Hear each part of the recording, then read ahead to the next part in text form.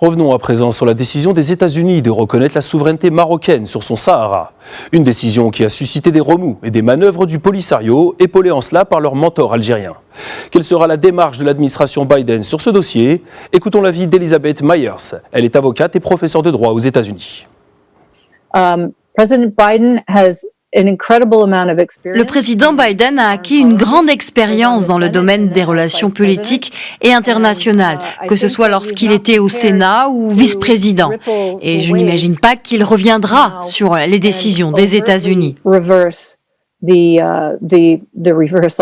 Biden a aussi ses relations propres avec le Maroc. D'ailleurs, je me souviens bien que lorsque j'étais au sommet mondial de l'entrepreneuriat à Marrakech en 2014, Joe Biden a prononcé un discours le jour de son anniversaire, un discours dans lequel il a montré la profondeur de sa connaissance de l'histoire du Royaume du Maroc et de sa civilisation.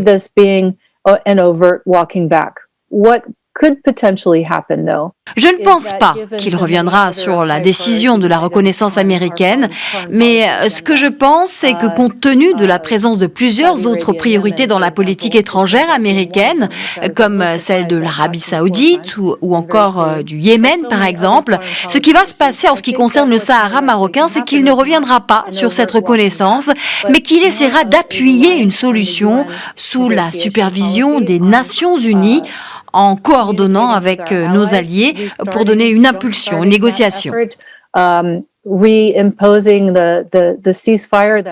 Nous avons soutenu le cessez-le-feu qui a été violé après plusieurs années d'accalmie et je pense que selon l'expérience du président en politique étrangère, la diplomatie sera le seul moyen pour parvenir à une solution juste et durable car nous ne voulons pas voir davantage d'instabilité et de violence. De plus, nous ne voulons plus voir de tentatives de bloquer le passage d'El Guerguerat.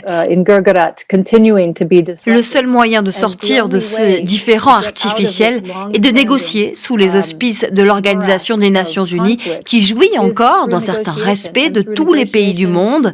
Ces négociations seront dans l'intérêt de tout le monde et le Polisario va probablement essayer de se désengager de sa responsabilité encore une fois, mais les négociations demeurent, je pense, la meilleure solution de ne pas enflammer la situation et de créer le désordre dans la région.